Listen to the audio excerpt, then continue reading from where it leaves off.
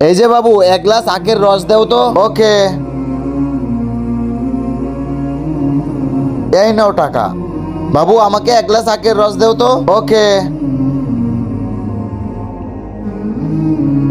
এই নাও টাকা। আপনার টাকা দেওয়া লাগবে না।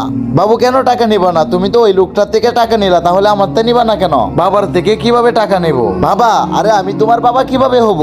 আপনিই তো আমার বাবা। তুমি কি পাগল হয়ে গেছো?